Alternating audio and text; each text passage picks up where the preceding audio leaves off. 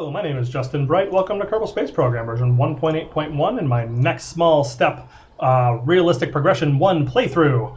And we have now what is hopefully not the last flight of Sally Bradley. All right, launching in 5. And the key thing that I would like to do here is not blow up this plane. I know that seems like a pretty darn low bar, but you know, is what it is. So yeah, we are about 250 kilometers out doing our normal X-Planes contract. This time in particular, excuse me a second guidance, we are attempting to do X-Planes high to get to 75 kilometers. So we're going to want to actually be pretty careful with that altitude because that is as high as this particular cockpit can go.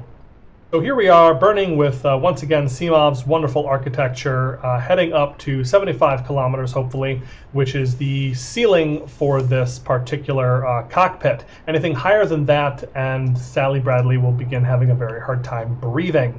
I'm hoping very much that this will allow her to stay in the service. Otherwise, we're going to have to hire a whole bunch of new pilots, and I really like Sally.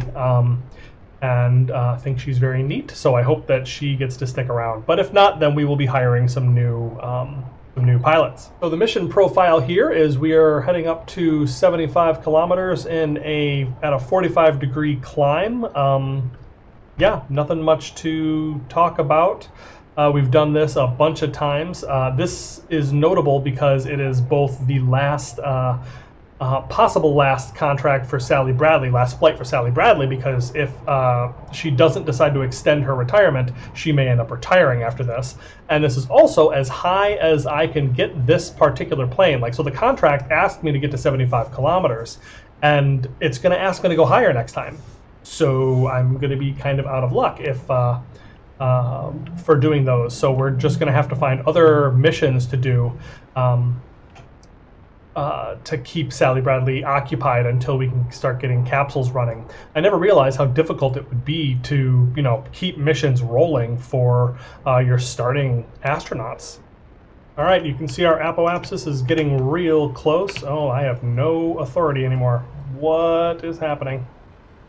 Okay, come on, bring that nose down. All right, we can just have to cut the engine because I can't bring the nose down. I was kind of counting on being able to level the flight off, but I forgot I am 60 kilometers up. I don't have any more aerodynamic authority up here. So yeah, it looks like we are going to get just a kilometer above the intended 75 kilometer apoapsis, which is going to be a little bit dangerous, but Sally, I think, can hold her breath for a minute, and then we'll be coming right back down. As I mentioned before, my priority on this mission is getting both the astronaut and the plane back safely. That means I need to not blow up my engines, which means I need to pop my parachutes higher than I have been. Yeah, so we're watching now the loss of consciousness meter start to creep up. We are just a second away from our apoapsis, and we are now heading back down. So I'm really quite hopeful that we will get there pretty soon. It looks like this, every time this message flashes, it increases our percentage by about 1.5. And there we go, we're safe. We're back within the atmosphere. Sally is okay. She held her breath and survived. So now it's just a matter of weaving S patterns on the way back to the airfield. Oh dear, did I run myself out of helium? Whoops. Okay, yeah, so we are also out of helium on this. So yeah, we need to make sure we refuel the tank before we fly this next time. I think a lot of that was on my ascent. I was kind of pointed straight up, which is not ideal. No, that's not the problem. Is that I had my RCS on the entire flight up, despite having gimbal for roll authority. I think these gimbal a little bit, right? No, I guess they don't. Never mind. I felt like I had plenty of control and was able to point myself straight up without a whole lot of trouble. Hey, visible imaging over the forest completed. Very nice. But yeah, while I was going up, I had the RCS kind of burning to try to keep myself steady that whole time, which is not an ideal use of your RCS. All right, putting our wheels down and making our final ascent towards the runway here at the Kennedy Space Center. We're coming in a little bit fast, but I'm not going to pretend that I'm going to make a runway landing. I am just going to get above the runway and then pull to chute. Nice and high so that the plane has a chance to stabilize itself, which I'm pretty sure is the reason why it's been having trouble before. So we're going to pull to chute now, and that should pop out and start slowing us down. We're going to turn off the autopilot so that stops fighting. If you're directly above, like 100 meters above the ground when this is happening, like you're just flopping all over the place, and then that becomes a big problem. But now, theoretically, I should have plenty of time to kind of correct as I try to land directly back onto the spaceplane hangar, apparently.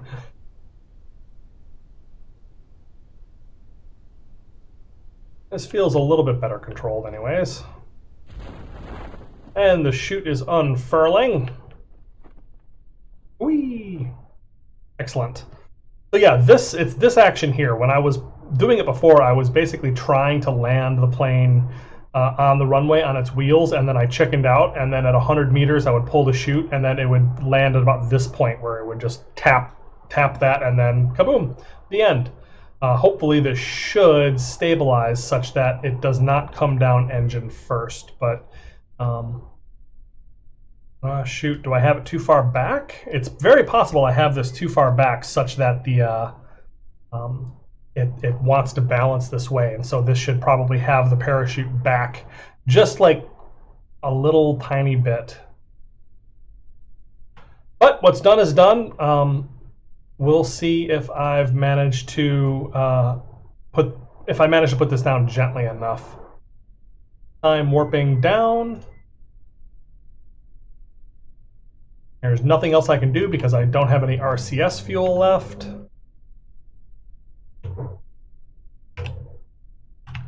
And wiggle my flaps as much as I want. I don't think it matters.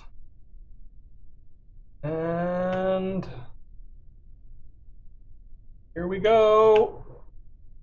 Oh, come on. Give me a break. Okay, so the parachute needs to go forward after I retire this plane, I guess. Okay, looks like Sally Bradley is moving back her retirement date a little bit. It's still only 5 months out, so I'm in a lot of trouble for that. I'm going to need to get this plane refurbished and ready to go here shortly. All right, so you see here the dry center of mass. I've got RCS build aid open, which shows us the center of mass as well as the dry center of mass. And that's this little red ball in the center here. And you can see what happened is that the dry center of mass here is actually like inside the center of mass, which I guess is kind of an amazing feat of design on CMOV's part.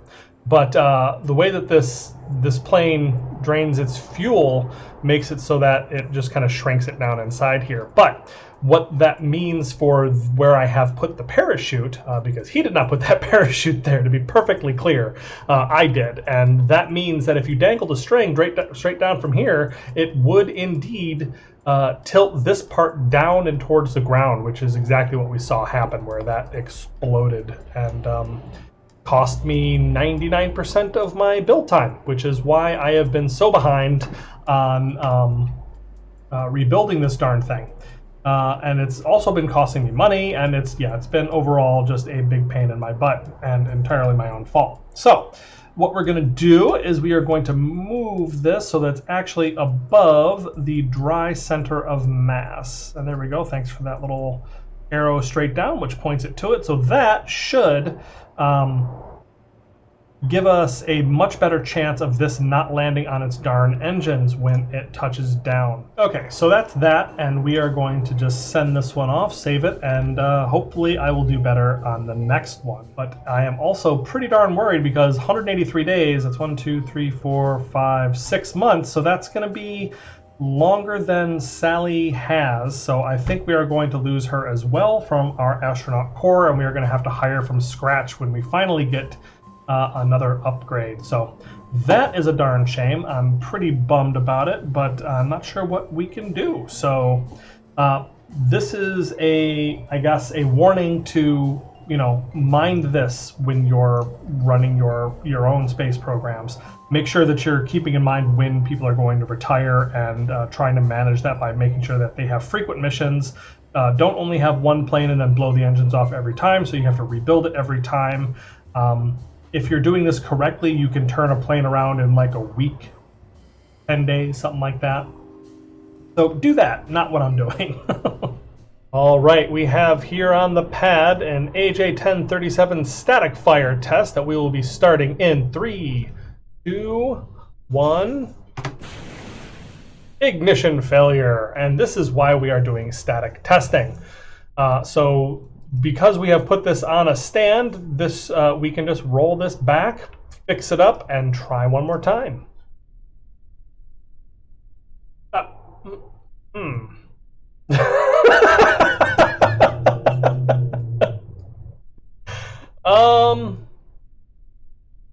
Sure, why not? Let's go with this. 3, 2, 1.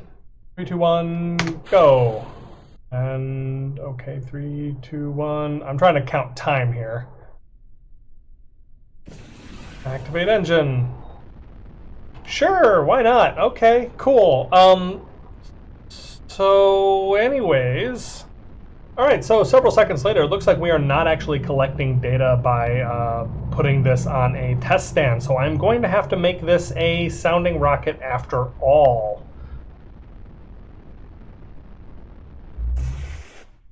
And it's failed anyways. Okay, fine. All right, trying one more time, but this time with a sounding rocket version with the AJ-1037. And we are gonna go in 3, 2, 1. And activate, and we have thrust, and we're off. Okay, so anyways, for goodness sake, now let's take a look, and you can see that we are accumulating a large amount of data fairly rapidly. Let's kick this over a little bit. We do have a little parachute up on the top here, and the big key factor on this is I have attached I have enabled extra telemetry on this engine, which means I think that this should give me more data for this launch than I otherwise would get.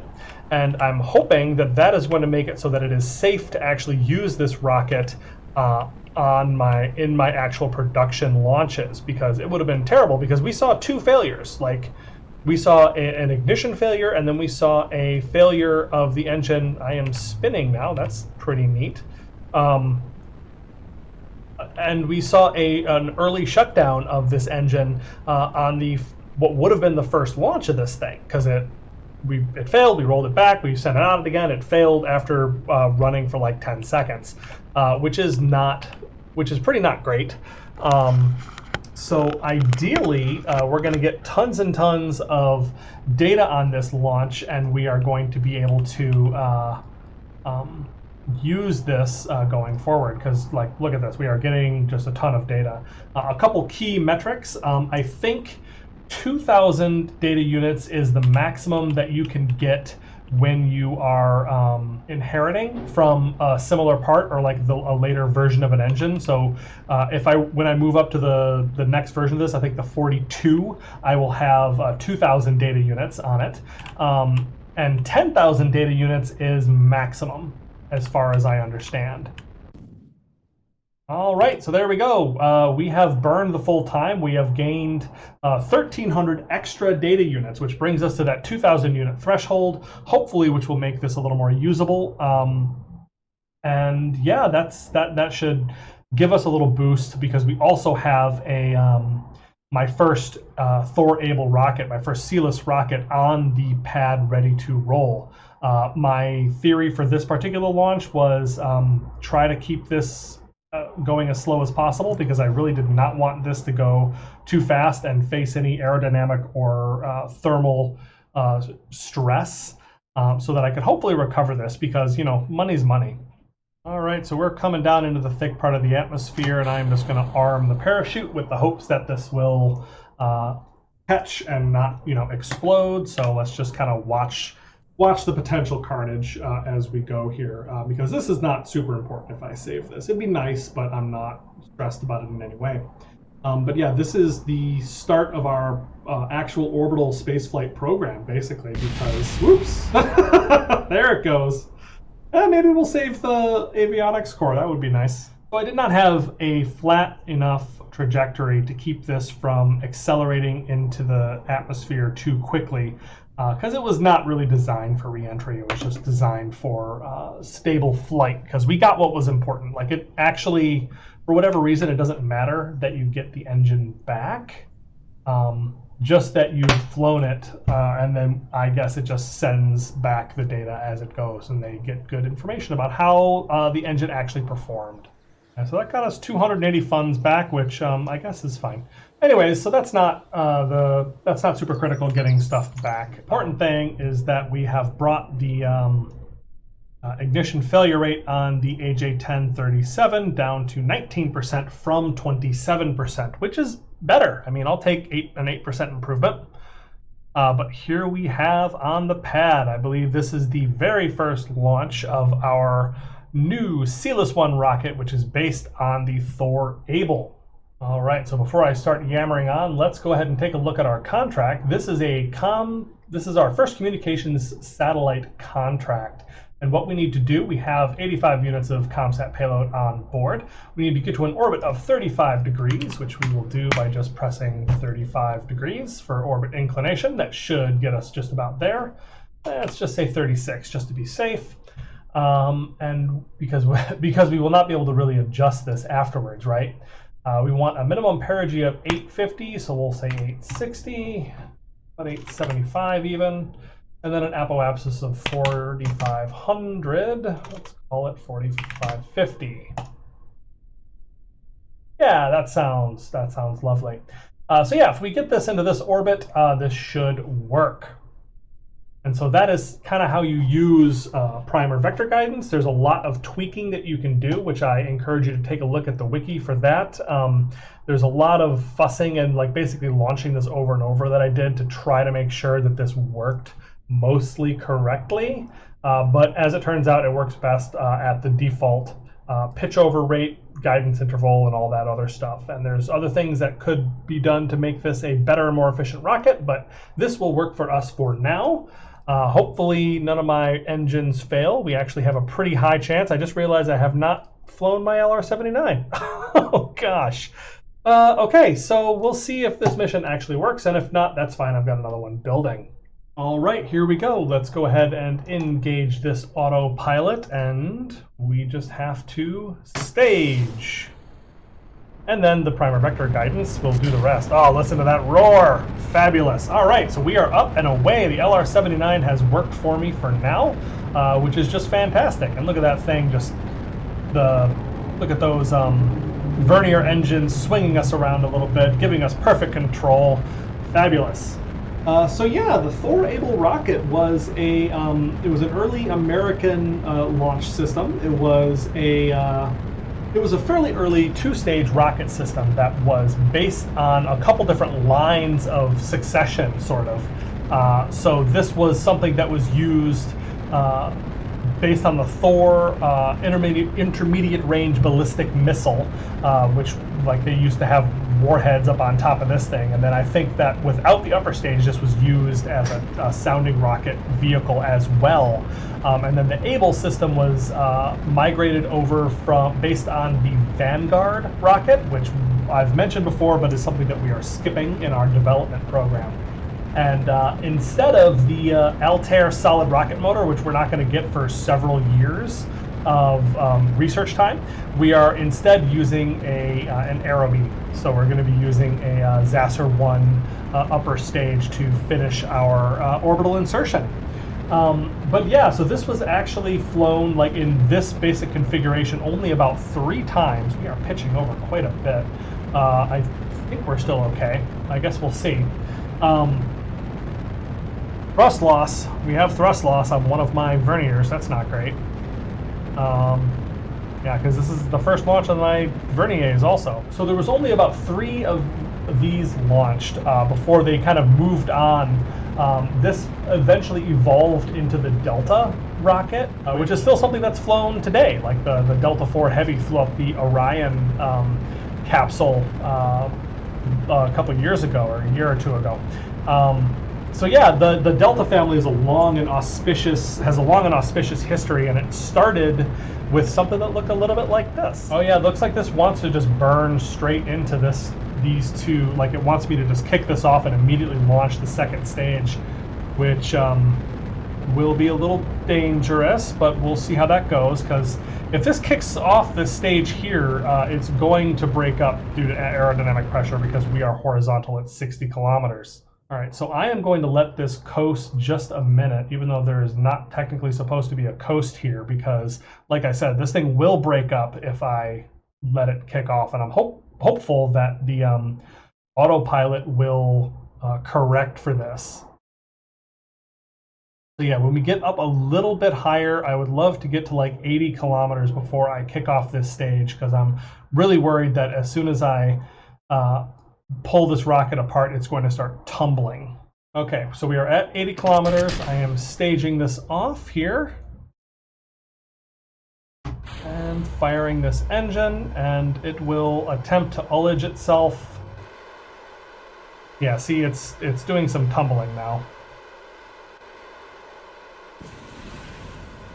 And there we go, we're back on track. Maybe? Question mark? Oh my gosh. Yeah, so I think what happened here is it pitched over too aggressively, which means I needed to reduce the booster pitch rate to try to get to this particular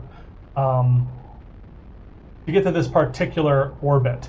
What I've found in my use of PVG with MacLeod is that getting it into regular orbits, like circular low Earth orbits, it does just a brilliant job and way better than I could. But getting into these weird orbits, I've found that I do better manually.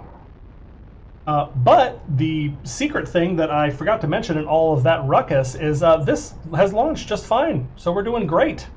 We are looking really good so far. I'm pretty happy about that. If this actually completes its burn, I will honestly consider that a success all its own. But hopefully we will actually manage to get a successful, stable orbit insertion. So yeah, the way that I've designed this rocket is we had our booster stage, which looked like the Thor. Now this is our Able upper stage up here. And so as I've mentioned, we have a bit of nitrous oxide in here, and then we have attitude control thrusters and then ullage thrusters on the back, and we can use that both. We use that both for stabilizing and directing this upper stage on its burn, and then we are also going to use it to stabilize and prepare for the burn of our final kick stage. All right, 5 seconds, and 2, 1. Look at that. Look at that, isn't that nice? Okay, I don't know what this is doing, so I'm gonna just turn off the autopilot. But yeah, it's like I said, this has been really successful for me on certain things. Like that was, I had to kind of rescue that one manually, but for the most part, this has done a really good job. So we are in a 36-degree inclined orbit. We have an apoapsis of 870 kilometers.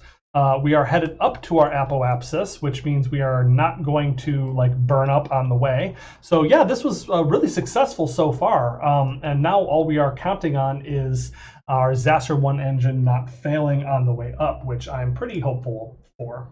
All right, flaw in my plan to fly up to 850 kilometers and then circularize is I may not have control. I have hopes that I'm going to get a signal from Carnarvon by the time I get at least close to my apoapsis. But if I don't, oh, look at that, I think we are good. Excellent. Okay, so quickly now, let's go orbital prograde. Because we need to go orbital prograde, and we need to stabilize before I can begin this burn. All right, we are stabilizing our propellants, and we are off. All right, hopefully that will work. I'm really not sure because we didn't have signal until the very last minute, so that was actually pretty spooky. So anyways, while we're just like hoping and praying that this works, this is pretty similar to the Pioneer 1 space probe. Unfortunately, it's very dark, so we can't really see what's going on here, but you can see a little glint of it here, the gold foil that I've put on. So Pioneer 1 was actually a probe that was launched on a Thor-Able rocket around 1958, but it was intended to be a lunar orbit rocket. But it didn't quite make it because the rocket failed, or one of the upper stages failed. I don't think it's super important to talk about like all the specifics of that mission, but it was intended to orbit the moon, but what it actually did was just fly up into the space in between Earth and the moon and then fall back down. So we are just going to double check. We are checking for stable orbit. Looks like we have done a fine job here. Fabulous. But yeah, what this was a mission that had all kinds of science experiments like I was showing you up here. We actually have micrometeorite detection, cosmic ray science, magnetic scans, all working fabulously to bring back some science and send that down. Oh, there's a solar storm in progress. That sounds dangerous. But yeah, we'll have a couple days worth of science that this will be able to send back before this probe dies as well. So the Pioneer 1 fell back to Earth because it just didn't insert into its orbit correctly. But we have inserted this one just fine, and this will act as an early communication satellite. And what Pioneer 1 helped to prove for the U.S. space program was that you could send back telemetry over long, long distances, such that it was actually the first relay communication satellite. So yeah, Pioneer 1 was the first satellite that was able to relay communications, and so it kind of made a lot of proof of that. Even though in failure, it managed to succeed in a different way. All right, contract completed. We got an uncrewed speed record because we are going real fast in this orbit, and we have our first communication satellite. Satellite communications will be how humans communicate across the globe with each other. So we got some good money for that, and we will decouple the satellite from the booster. All right, finally coming out from the eternal nighttime so you can see the strange little hexagonal nut that is this spacecraft as it is flying along. And yeah, so we've separated it, and I like actually having a satellite that does not have the booster attached, because that's not how we do it in real life. In real life, we at least try to move expended upper stage boosters into graveyard orbits. And don't leave them attached to spacecraft so they can decay and explode or do other damaging things. You just want your payload by itself. So yeah, we are running all sorts of science that will last for many, many days. Looking at this, we have we're going to try to unload the vessel when I have. Looks like we got up to 21%. If I could get out around the highest possible percentage, then this will last the longest it possibly could. We've already sent back 5 science, which is fabulous, and we will continue getting science over time, which is really, really cool, and why I want to send up a lot of these probes, using this as the main bus for most of our missions going forward, so that we can start getting that precious science. All right, so hopping out of that craft at 21.8% average solar panel exposure means that we have 8 days, almost 9 days of electric charge. Yeah, we can stop the science experiments that we can't do. I don't know if that actually helps, because only 3 of them are really running anyways. Yeah, that doesn't change anything. Those were already not doing anything.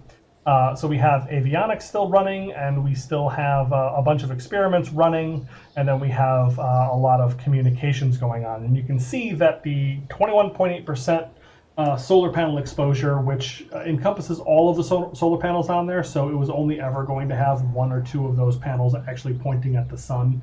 We're going to need better solar panel technology before we really get anything like super worth doing. But that gives us just under 9 days before this thing dies, and that means we're going to get a good 10 10% of our micrometeorite science or so, a little bit more than that for cosmic ray, and a third of our magnetic scan science. So we get a couple of these up, and all of a sudden we're looking at a lot of science coming in, and we're already up to 11.5, which I don't think is enough to actually accomplish anything, but let's see what happens by the end of this satellite's life. All right, just 10 more minutes to go until this thing runs out of charge and is unable to maintain those batteries. And there we go. Oh, you're flickering awfully. I don't like it. So yeah, that's it for this satellite. So we have turned off all of our concern of, like, it's not going to give me any more notifications on this satellite, but it has done its job very well. It has sent us back 9 credits of science, so we are up to 15 science, which I don't think gets us anything, but is a good return on one satellite in addition to doing that mission. So fantastic work there. But very, very importantly, we have gotten lunar range communications, which gets us a couple new science experiments. It looks like 2 crew science. I have to assume that just means new things that can be added via Kerbalism. But it gives us ComTech level 1, which increases all of our bandwidths, yes. And level 2 tracking station research. Didn't actually cost me anything, but I like clicking stuff, so there you go. So yeah, that allows us to upgrade our comm station and gets us a couple new parts that will get us better connection. So now we are going to be able to communicate between Earth and the Moon, which means we can send probes to the Moon. I am super excited about it. All right, so we actually have 71,000 funds right now, so I don't see any reason why we shouldn't just go ahead and start this upgrade. Boom, facility upgrade requested. So that is going to come up in 100 more days. Yeah, so the things that we need now, we need the tracking station upgrade, but we also need to upgrade mission control. All right, so looking down to see what we have unlocked, we have all kinds. It looks like there's more contracts down here than I remember, that's for sure. Yeah, look at that. We got communications test satellites. Oh, interesting. We are now able to launch new communications test satellites that are destroyed upon completion of the contract. So that means that they are actually being given to a customer, which is kind of fascinating. It's a little harsher than the one that we just did. It would require us to be able to get into an even higher orbit, so I would have to fly it a little bit better, but that seems doable. We also have Molnia orbit satellite, which is basically just a really interesting orbit that is really good for certain types of science. And it just looks a very particular way, where it's like goes low over one part of the Earth, and then like it goes really, really high over another part, usually in the southern latitudes. So that a satellite launched into that orbit will hang over that part of the Earth for a huge amount of time. We got our sun sync, geostationary, that's all the same as normal. Interesting, we have a early communications network contract. Tired of losing vessels and probes over the horizon. Yeah, that was a problem for us. So this is a really interesting thing for me, because we are going to need to do this. And looks like we have 2 options. We have a 3 and 4 satellite. Oh, it's impossible to do both. Okay, so we're going to either choose to do a 3 satellite contract or a 4 satellite contract. I don't see any reason to do. Well, let's scroll down actually before I say that out loud.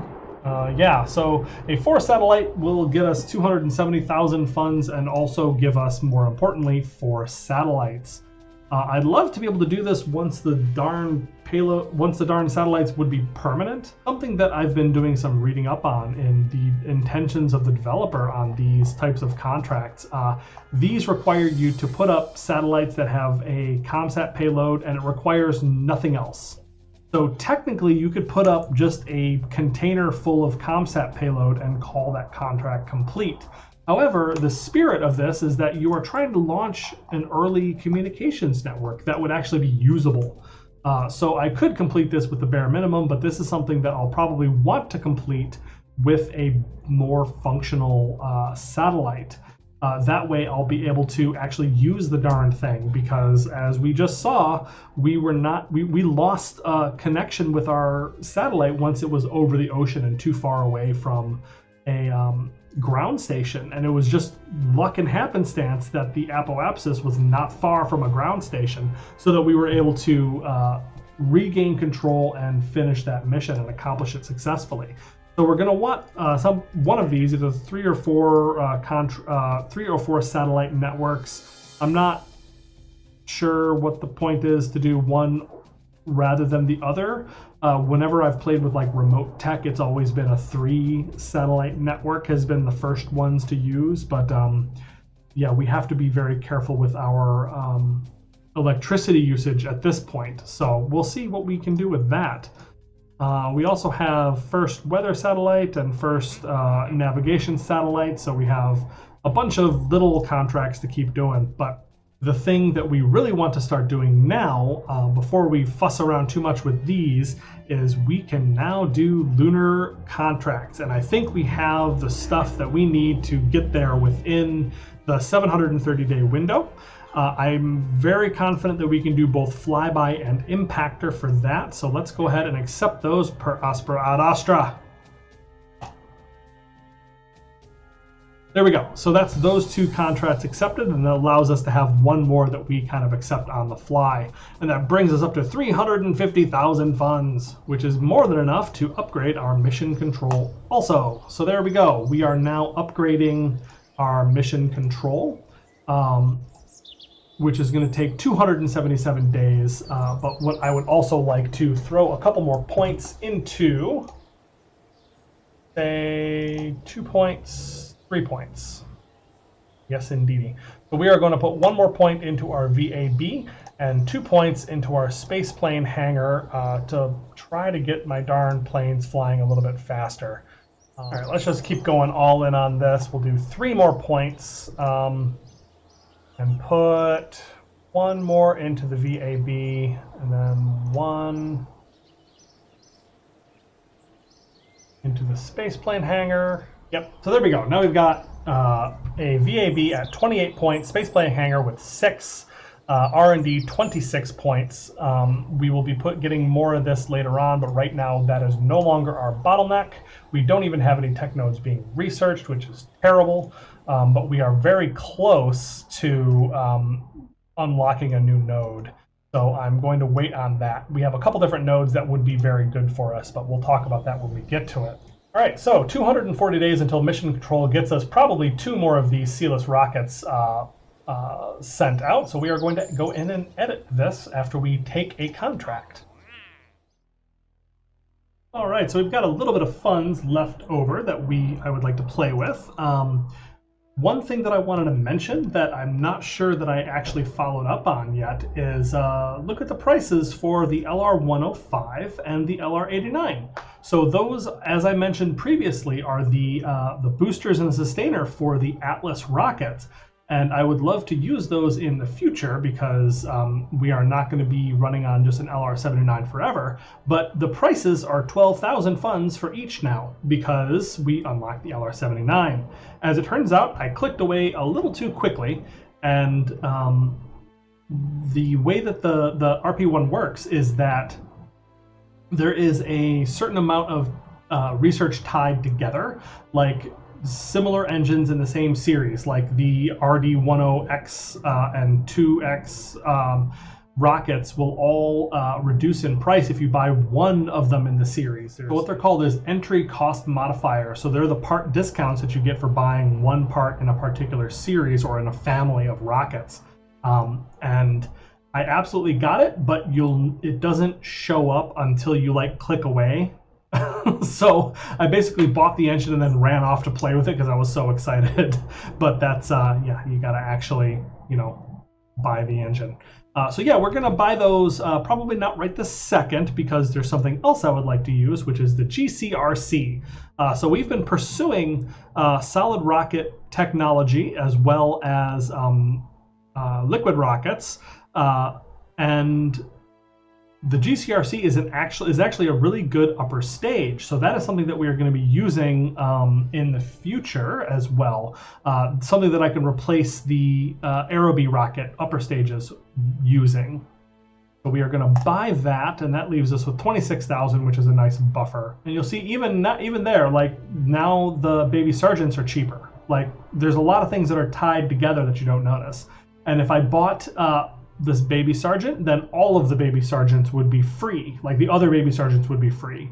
So yeah, things like that you need to kind of watch out for. The Caster 1 is also going to be a good booster, something that I can slap on the side of things if I need just a little bit more oomph. So yeah, let's go ahead and grab that too, because that will just give us a lot of tools to play with, I think. All right, so something I just noticed, I just saw a notification fly by as I was time warping that said that I got a KCT upgrade point, which makes me realize that I gained some extra science. So I think one of my probes, probably my Explorer 2, has, not my Explorer 2, probably the Comstar probe, has, you know, dropped off some science. It got a little bit of electric charge maybe, and then sent it on back. I was a little surprised by that because I figured that these were beyond any restoration, but I guess, you know, I'll take it. Beggars can't be choosers, right? So that gets us enough science to make a very difficult choice. We could get hypersonic flight, which gets us the 1.25 meter suborbital class cockpit. So that is what we need to actually get start moving our manned space program forward. And we actually have enough science to do that. So that might be what we do, because that gets us the new cockpit, pressurized cockpit, and a new level of air launch, which is fantastic. I do love the ability to launch a little bit higher on my space planes. So yeah, that is a very strong contender for the next thing I want to do. Other things, we have, looks like, some really nice upper stage, what do you call it? Some really nice control thrusters. So we have like a little teeny tiny thrusters and a Gina equipment rack, some upper stage engine stuff. So these might be really good for orbital maneuvering systems on tiny probes, which, you know, that's what we're using right now. So that is also a really good contender. Entry, descent, and landing. This gets us a pile of heat shields and the ability to actually return science from orbit, which would be amazing. And that is the next step before we get to, well, that is a required technology to get to human-rated entry, descent, and landing, which is what we need to get basic capsules. So we basically need all of this stuff here. You'll see we need EDL, human-rated EDL, and early flight control. You need all of those things before you can get basic capsules, because you need better RCS and upper stage control, orbital maneuvering systems, and so forth before you are able to put capsules back, bring capsules back home.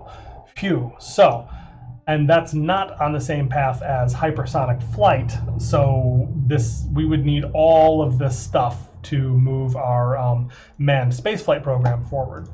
I also really would like to get 1958 orbital rocketry, you know, sometime in the near future, because that will get me a new upgrade to our LR-79.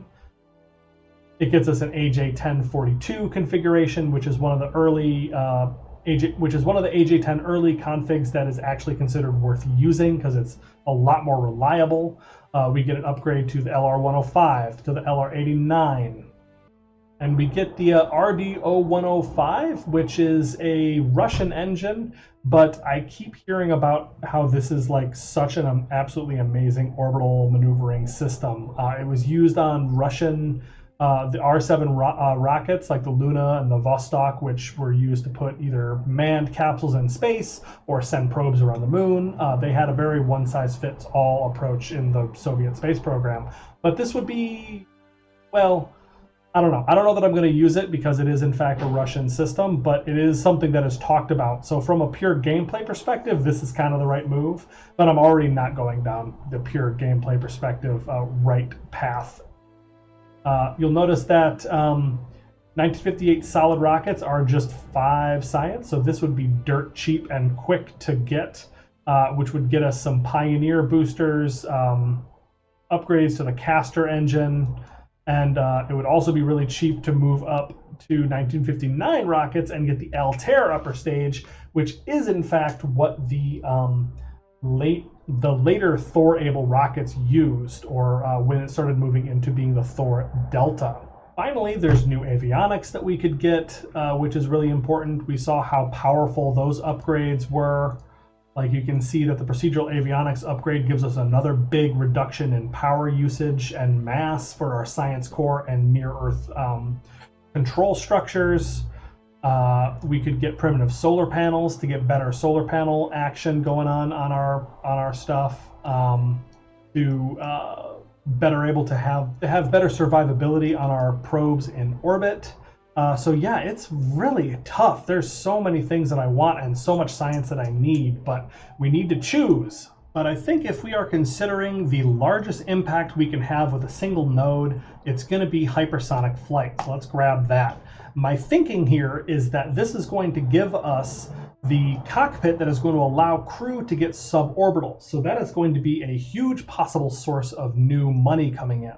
That is also going to get us the ability to do science for suborbital return contract. So we're able to get a plane up into orbit, or into a suborbital trajectory. They're able to get low space science for crew reports and all the other experiments that they can do, and also return. So that is going to get us basically the benefit of entry, descent, and landing if I'm very careful and cautious with returning a plane from low orbit.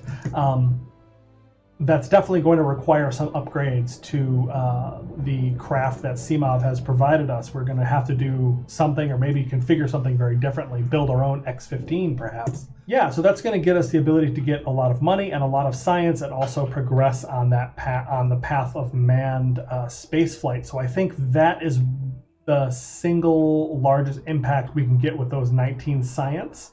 And that means I don't have to make any more of these decisions yet. So our R&D labs are running for the next 300 or so days. All right, the retirement has occurred, just as I was afraid of. So yeah, we are going to have to do some we're going to have to do some satellite contracts to get us some money to actually get an astronaut again, because I allowed someone to retire, all 4 of my initial pilots to retire. So that is a large mistake in the way that I've played this out. So don't do that when you are doing this yourself or following along. Make sure you are running more missions. So yeah, it's going to cost us, looks like 50,000 funds to hire one more pilot. Man, I am super not psyched about that.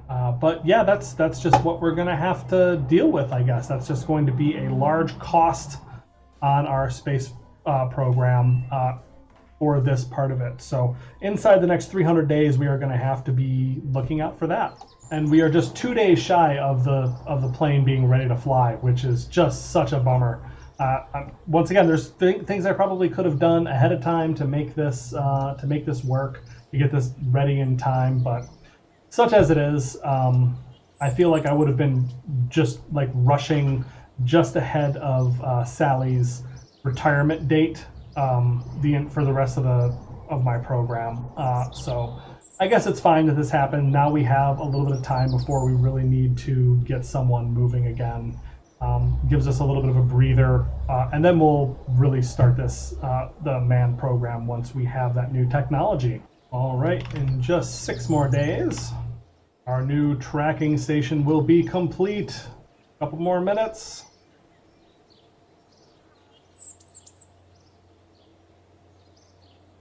And huzzah! We have upgraded. Oh, I really expected there to be a model change, but there was no model change.